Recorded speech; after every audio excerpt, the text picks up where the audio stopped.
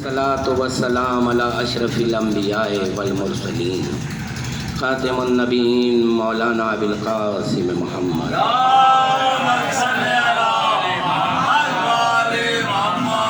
وعلی اہل بیتہ الطیبین الطاہرین المعصومین المظلومین ولعنۃ اللہ علی اعدائہم اجمعین. اما بعد فقد قال اللہ تبارک و تعالی فی کتابہ الحکیم. بسم اللہ الرحمن الرحیم. قل لا اسألوکم علیہ اجرا الا المودۃ فی القربى صلوات.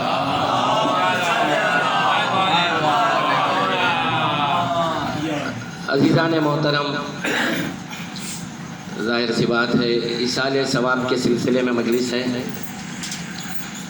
تو عنوان یقیناً موت کا انجام مومن کا کیا ہے، اسی کے حوالے سے ہوگی بات. آپ لوگ تھوڑا قریب آ جائیں، اگر جگہ نہیں ہے تو ایک سلوات پڑھ دیں بھائی.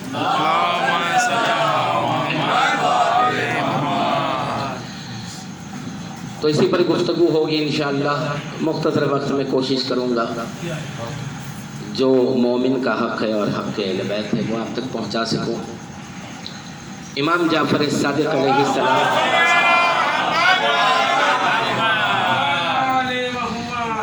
امام نے اپنے ایک خاص صحابی ابو محمد سے فرمایا، اے ابو محمد، ہمارے چاہنے والوں سے عذاب کے تذکرے نہ کیا کرو.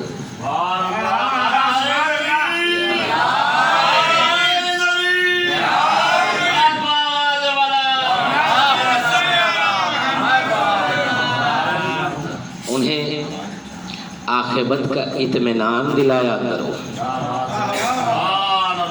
یہ اس میں کیا راز ہوگا، غور کریں. اور بھی ارشادات ہیں اسی قبیل کے، کیونکہ ایک جگہ امام فرماتے ہیں کہ مومن کی زندگی چاہے وہ کتنا ہی بحال نظر آتا ہو زمانے کو، مگر پریشانیوں میں اور فکر مندی میں گزرتی ہے. تو امام نہیں چاہتے ہیں کہ پہلے یہاں پریشان ہیں اور یہاں رہ کر عاقبت کے لیے بھی پریشان ہوئے. سبب کیا ہے مگر یہ عاقبت کا اطمینان کیوں ہمیں دلایا گیا ہے، وجہ کیا ہے، ہمارے ایسے کیا اعمال ہیں؟ وہ ایک ہی سبب ہے، محبت اہل بیت.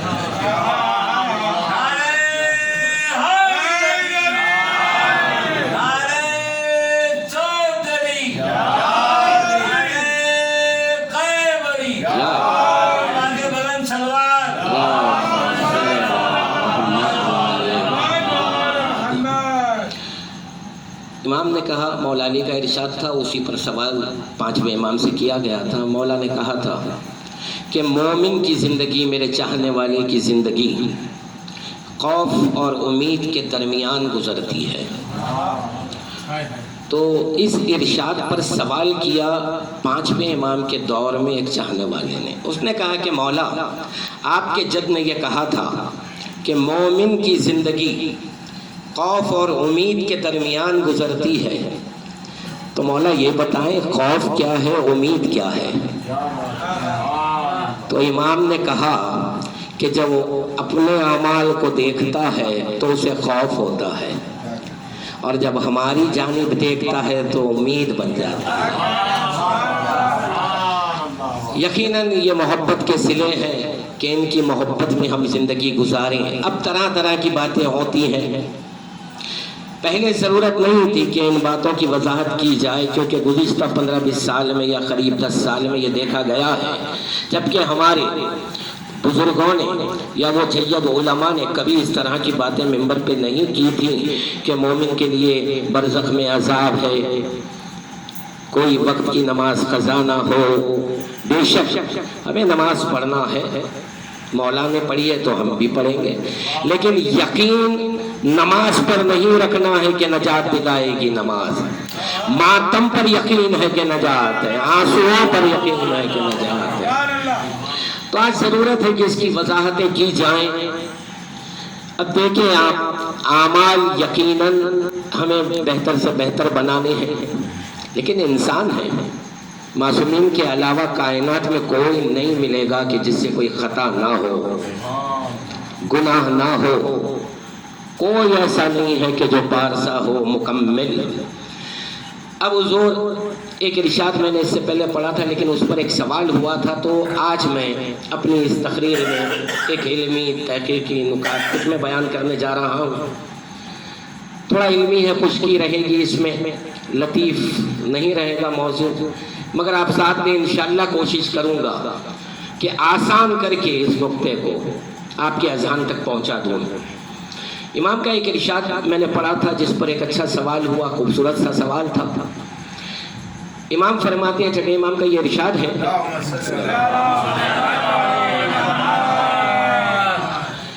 کہ جو لوگ 3 باتوں پر اعتقاد نہیں رکھتے ہیں وہ ہمارے نہیں ہیں۔ ایک، قبر کے سوالات، دوسرے ہماری شفاعت، تیسرے معراج۔ تو ہم نے یہ دیکھا کہ قبر کے سوالات کا تعلق ہماری نجات سے، شفاعت کا تعلق ہماری نجات سے، تو اس میں سوال یہ تھا کہ بھئی معراج کا تعلق ہماری نجات سے کیوں ہے؟ تو ہم نے یہ بیان کیا تھا، حالانکہ ممبر پہ تفصیل بیان نہیں کی تھی، سوال کا جواب تو دیا تھا میں نے کہ قبر کے سوالات، شفاعت، اس کا تعلق ہماری نجات سے ہے۔ تو معراج کا تعلق کیسے ہے نجات سے ہماری؟ حالانکہ اور بھی فضائل ہیں مولا کے، بے شمار ہیں، ان گنت فضائل ہیں مارے کے ہیں، لیکن امام ذکر کر رہے ہیں معراج کا۔ تو ہم جب دیکھتے ہیں تو معراج میں رسول کو ملا کیا تھا؟ ولایت امیر المومنین علی ابن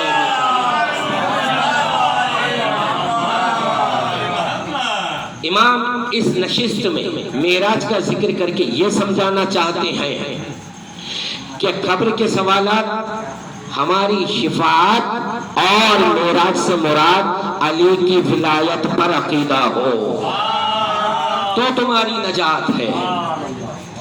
لیکن یہاں پر ایک اچھا سوال مجھے پڑھنے کے بعد کیا تھا زائر نے کہ یہ بتائیے قبلہ کہ معراج میں ولایت کا تو ذکر ہے لیکن کیا قرآن میں اس کا ذکر ہے؟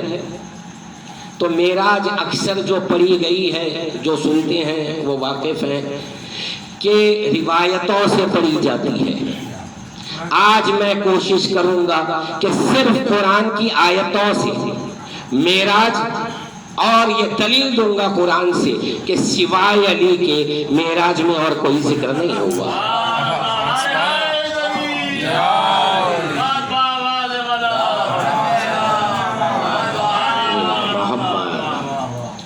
حضور پہلے ہم اس کو مکمل کر لیں کہ جب امام نے یہ کہا قبر کے سوالات، تو وہی سوالات تو پوری امت مانتی ہے، ہر فرقہ مانتا ہے، چاہے سنی ہو، وہابی ہو، اہل حدیث ہو، تبلیغی ہو، تمام فرقے یہ مانتے ہیں کہ قبر کے سوالات ہیں۔ پھر امام نے ہمیں تاکید کیوں کی کہ قبر کے سوالات پر ایمان رہے؟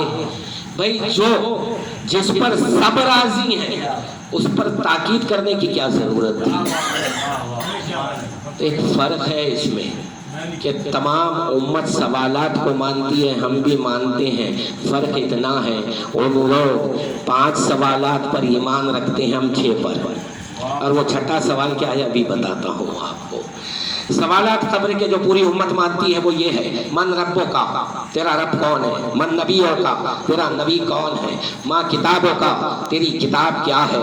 ماں دینوں کا، تیرا دین کیا ہے؟ ماں قبلتوں کا، تیرا قبلہ کیا ہے؟ ہمارے پاس یہ 5 سوال کے ساتھ ایک سوال ہے: من اماموں کا، تیرا امام کون ہے؟ امام یہ سمجھا رہے ہیں یہ سوال اتنا اہم ہے، اگر اس کا جواب ہوگا تو پھر تمہاری شفاعت ہے اور نجات ہے۔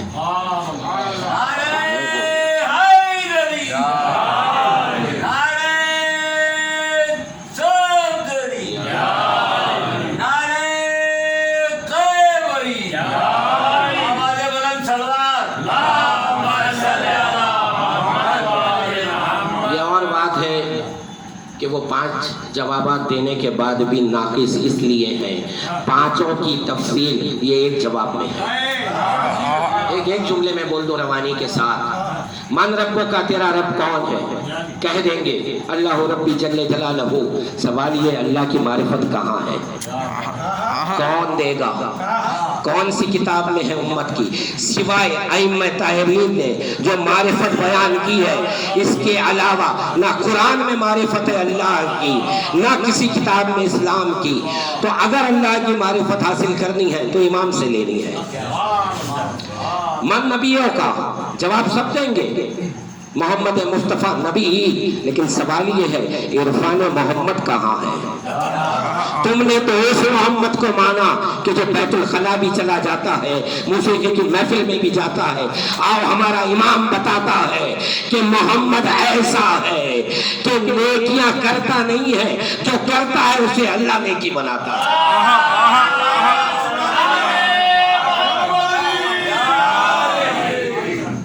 ماں قبلتوں کا سب جواب دیں گے کہ کعبہ قبلہ ہے، لیکن تمہارے پاس معلوم ہے کعبہ کہاں ہے؟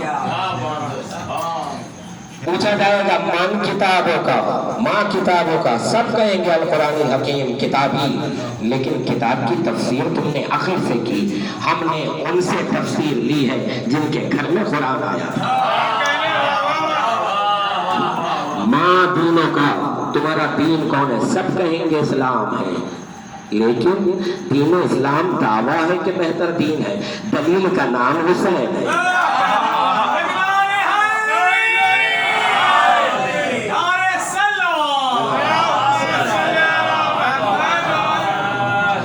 تو وہ 5 سوالات کے جواب مکمل نہیں ہوتے ہیں جب تک من اماموں کا ساتھ نہ ہو.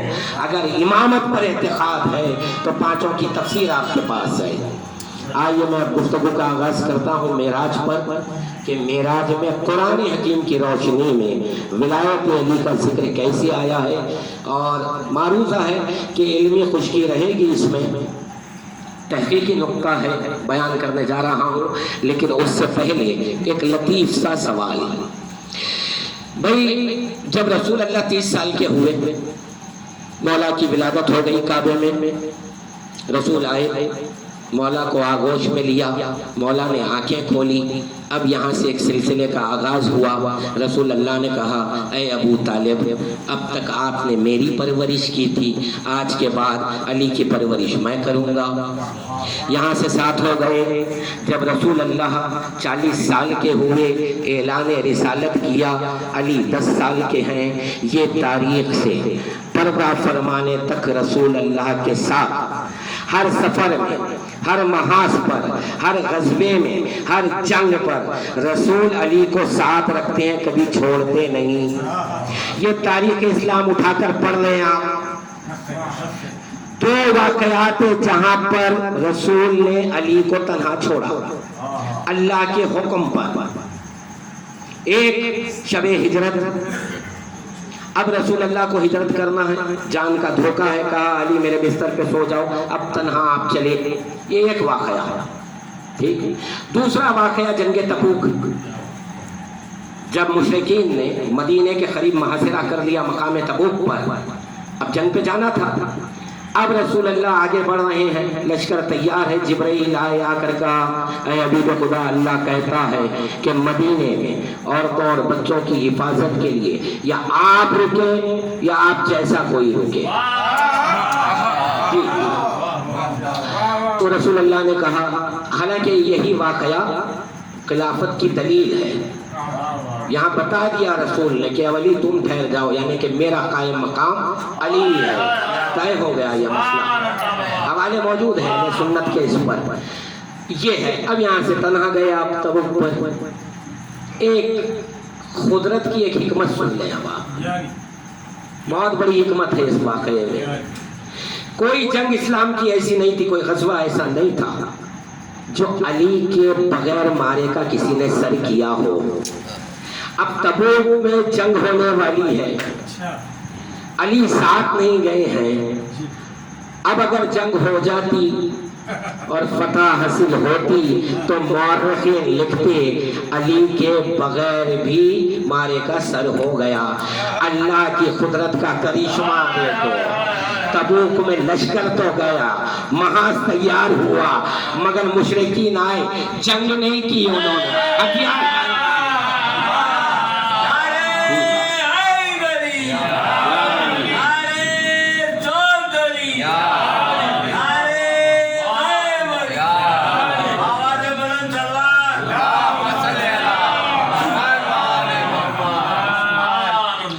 तो जब हम तारीख में ये देखते हैं, मैं सवाल कायम कर रहा हूँ, बहुत तवज्जो इस सवाल पर सब, कि हर महाज पर, हर मकाम पर रसूल अली को साथ रख रहे हैं, दो वाक़यात को छोड़कर।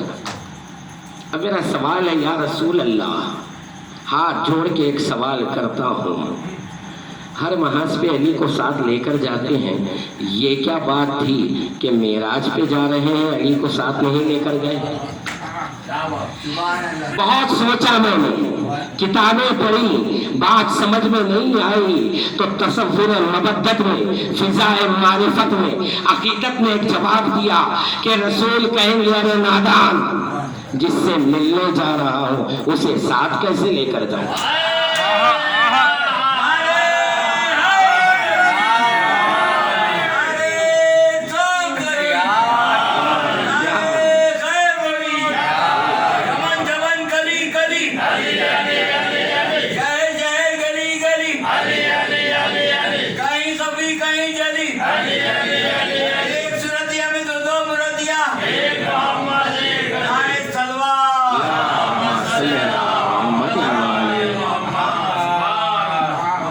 अब यही साबित करना है कि मेराज में मलाउल आला के पर्दे के पीछे अली थे, वही साबित करना है। कुरान में मेराज का जिक्र आया है सूरह नज्म में, 53वां सूरा कुरान हकीम का, इसके आगाज की 19 आयतों में जो जिक्र है वो मेराज का है। बिस्मिल्लाहिर्रहमानिर्रहीम, व नज्मे इज़ा हवा मा ज़ल्ला साहिबुकुम व मा गवा व मा यंतिक़ु अनिल हवा इन हुवा इल्ला वह्युन यूहा। अब तर्जुमा सुने, और यहाँ फिक्र देने जा रहा हूँ जिम्मेदारी के साथ कि इन आयात पर जो गुफ्तगू आज तक हुई है उससे ज़रा मुख्तलिफ होगी इंशाअल्लाह। असनाद दलाइल पूरे मेरे पास हैं, हवाले, किताबें, अखबाल सब है। अल्लाह कसम खा रहा है, वाह नज्मे इज़ा हवा, उतरते हुए सितारे की कसम, बल्कि यूं तर्जुमा होगा इसका लफ्ज़ी, कसम सितारे की जब वो उतरा, इसके फौरन बाद अल्लाह कहता है मा ज़ल्ला साहिबुकुम व मा गवा, और साहिब यानी रसूल अल्लाह तुम्हारा साहिब, मा ज़ल्ला ना गुमराह हुआ, व मा गवा और ना बहका। अब यहाँ फिक्र करनी है हमें कि जब अल्लाह ने यह कसम खाई, किसकी? सितारे की। किस वक्त? कि जब वो उतरा जमीन पर, तो इससे एक बात वाज़ेह हो गई कि कोई वाक़या ऐसा गुजरा है कि जहां जमीन पर एक सितारा उतरा है, ये तो तय कर दिया कुरान ने। लेकिन इसके फौरन बाद ये कसम खाकर कहना माज़ल्ला, ये रसूल गुमराह नहीं हुआ, व मा गवा, बहका नहीं। तो भाई जब अल्लाह तूने इसे रसूल बनाया है, मासूम बनाया है, और इसी पर एतकाद रख के मुसलमान ने कलमा पढ़ा है अशहदु अन्ना मुहम्मदन रसूलुल्लाह, तो इस मुसलमान को ये बताने की क्या जरूरत है कि ये गुमराह नहीं हुआ, ये बहका नहीं। तो कोई वाक़या होगा ऐसा जहां पर किसी ने कहा होगा। अब मैंने तफसीर तलाश की तो ये मिला कि जहां ऊपर कसम खाई ना अल्लाह ने उतरते हुए सितारे की, तो मुख्तलिफ मुफस्सिरान कुरान ने तफसीरें यूं की हैं। किसी ने कहा आम सितारे की कसम है कि जब वो गुरूब होता है तो अल्लाह उसे उतरने से तमसील कर रहा है। कुछ ने ये कहा कि नहीं, ये सितारा खास है, इसका नाम सुरैया है। लेकिन तफसीर साफी के हवाले से इब्ने अब्बास से रिवायत मिलती है कि इशा की नमाज पढ़ाकर रसूल निकले और आपने कहा कि देखो कुछ देर बाद एक सितारा आसमान से उतरेगा। साहबा ने पूछा, या रसूल अल्लाह, कहाँ उतरेगा? कहा कि अली की चौखट चूमने आएगा। जैसे ही वो सितारा आया सबने देखा। इसके बाद रसूल अल्लाह ने, हालांकि ये हवाला दिया जाता है अख्द ज़हरा के लिए, वो भी है रिवायत, लेकिन यहाँ और है रिवायत में बात। जैसे ही ये सितारा उतरा और चला गया तो रसूल अल्लाह ने कहा कि देखो, अब लाज़मी है कि मेरे बाद अली खलीफा है, उम्मत का इमाम है, मेरा वसी है। जब ये बयान कर दिया रसूल अल्लाह ने तो अब सहाबा में चीमा गोलियां होने लगी। माज़ल्ला, अब कहा सहाबा ने, क्या कहा कि रसूल अपने चचाजाद भाई अली की मोहब्बत में गुमराह हो गए हैं, बहक गए हैं। तो अब अल्लाह कुरान में कसम खाता है, मा ज़ल्ला साहिबुकुम वमा गवा, यानी इस रसूल के बारे में ऐसी बातें ना करना। अब इसके बाद की आयत, वमा यंतिकु अनिल हवा इन हुआ इल्ला वह्युन यूहा। याद रखो कि ये जो नबी है अपनी मर्जी से कलाम नहीं करता, बल्कि जो अल्लाह कहता है वही कहता है।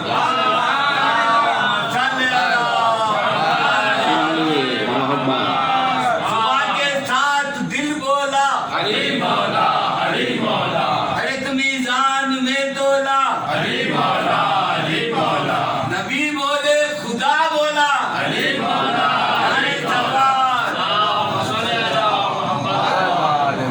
यहाँ पर एक इख्तिलाफ आएगा।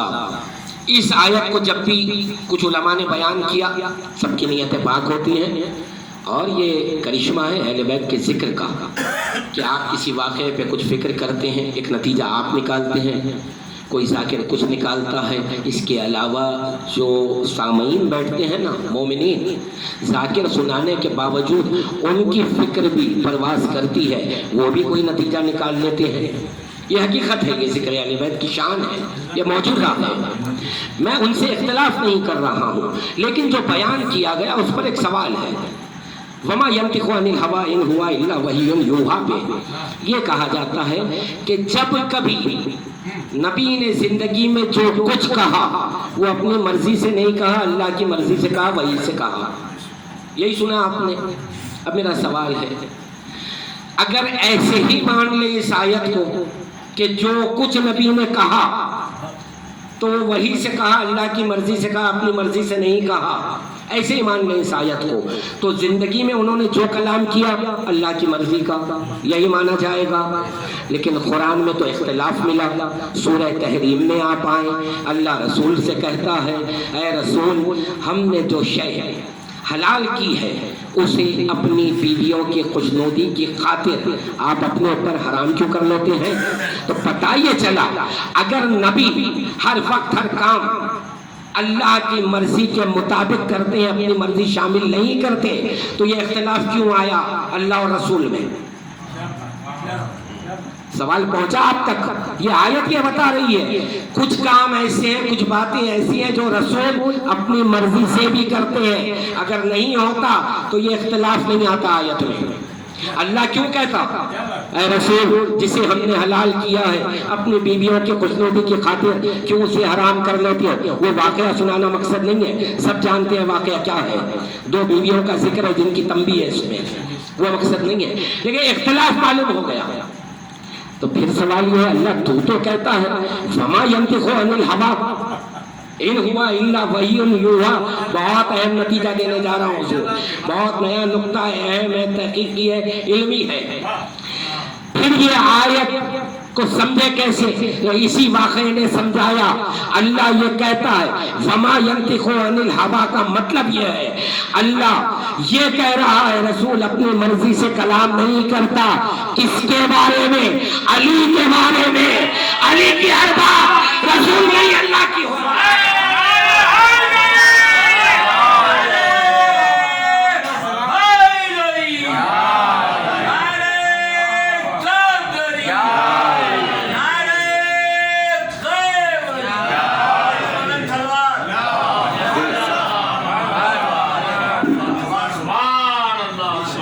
ये है वमा यंतिकु عن الہوا ان ہوا الا وحی یوحی، مطلب یہ نبی اپنی مرضی سے کلام نہیں کرتا. کس کے بارے میں؟ علی کے بارے میں.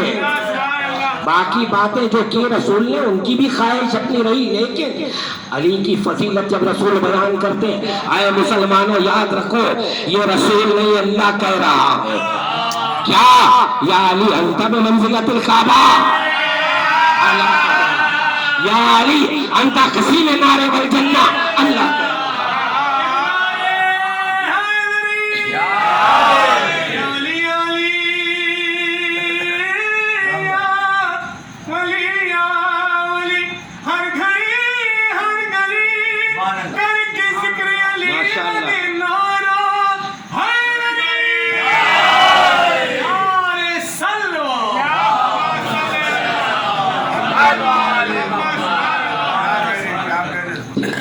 یہ ہے وما ینطق عن الہوا. آئیے اب یہاں سے اسی کے بعد کی آیت سے معراج کا راز کھلتا ہے. اس کے فوراً بعد آیت ہے علمہ شدید القویٰ. اب دل تھام کے سن لینا، اس کا ترجمہ پڑھوں گا. عظمت رسالت پہ حرف آ رہا ہے آیت میں تو میں ذمہ دار نہیں. مفسران قرآن سے پوچھ لینا کہ ایسی تفسیریں کیوں کی ہیں آپ نے. آیت یہ ہے علمہ شدید القویٰ. اللہ کہتا ہے کہ نبی کو ایک نے علم دیا. وہ کون ہے؟ شدید القویٰ. آیت ہے جناب شدید القویٰ، یعنی کہ جو بہت قوت والا ہے. آیت ہے جناب شدید. اب کیا کہہ رہا ہے اللہ؟ شدید القویٰ. نام نہیں بتایا کون ہے، نشانی بتا دی کہ بڑی قوت والا ہے وہ. اب مفسران قرآن میں کچھ ہمارے بھی شامل ہیں، اس میں نے پڑھا ہے، تفسیریں پڑھی ہے. سب نے یہ لکھا اس سے مراد جبرائیل ہے. خدا کی قسم اگر اس تفسیر کو مان لیں گے تو توہین رسالت ہے. کیوں ہے توہین رسالت؟ کیونکہ جبرائیل جب خلق نہیں ہوئے تھے رسول تو موجود تھے نا. بلکہ رسول کا ارشاد ہے، کتاب کا نام روح الحیات علامہ مجلسی کی. رسول کہتے ہیں اے علی تمہیں یاد ہے جب ہم ایک نور تھے، ہمارے سامنے ملائکہ خلق ہوئے، یعنی جبرائیل، اسرافیل، میکائیل، سب کا ذکر آ گیا. جب یہ خلق ہوئے ہمیں اللہ مان کر سجدہ کرنے لگے تو ہم نے کہا جی تو ہم نے کہا نہیں، کہو اشہد ان لا الہ الا اللہ. ہماری نفی کرو، اس کا اثبات کرو. اب وہ جبرائیل جو ان کو خدا مان کے سجدہ کرنے تیار ہو جائے وہ آ کے محمد کو علم دے. تفسیر یہی ہے. مولا کی گلی من بجرت ہر دم، من بجرت ہر دم. ایک سردیا میں دو مرادیا، ایک محمد ایک علی سلوات. بھائی اب آپ نے جبرائیل کو رکھ دیا. سوال ہے آپ لوگوں سے، جبرائیل تو نہیں ہے، آپ کا دل کیا کہتا ہے کون ہو سکتا ہے؟ ہمت سے جواب دے. علی والے سوچ رہے یعنی شیر خدا این خدا وجہ خدا دل ارتبا ہے بڑا. تو نہ ہوتا تو اسلام یزیدی ہوتا.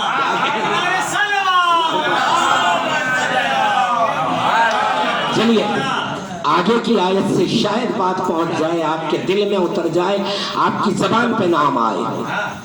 علمہ شدید القویٰ. اللہ کہہ رہا ہے ایک نے محمد کو علم دیا. کون؟ بڑی قوت والا ہے.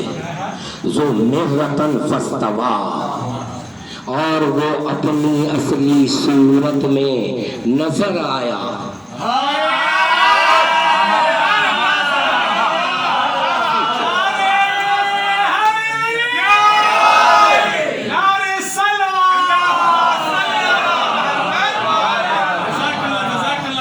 کہاں نظر آیا؟ آگے کی آیت کہہ رہی ہے وَهُوَ عَلَىٰ उफ़क़िल आला, जब आसमानों को तय करके रसूल मेराज के सफर में आखिरी हद पे पहुंचे हैं तो वो शदीदुल क़ुव्वा अपनी असली सूरत में नजर आए। अब लोगों ने लिखा भाई वो जिंदगी में रसूल कहते थे जिब्राइल से, ये तफसीरें हैं भाई, जिब्राइल से कहते थे कि जब भी तुम आए हैं बशर की शक्ल में आए हैं, अपनी असली सूरत में कभी आ जाओ तो ये शदीदुल क़ुव्वा जिब्राइल हैं। जब आसमान की बुलंदी पर इंतहा पर रसूल पहुंचे थे मेराज में तो वहाँ पर वो अपनी असली सूरत में आए थे। खुदा की कसम मोहम्मद वो है जो मलाइके की खिलकत में शामिल है, खल्क करने में शामिल है, वो असली सूरत जिब्राइल की नहीं पहचानता। अभी वो कौन है मैं अभी नाम नहीं लूंगा, आपकी जबान पे नाम आना है। वो ज़ू मर्रतिन फस्तवा,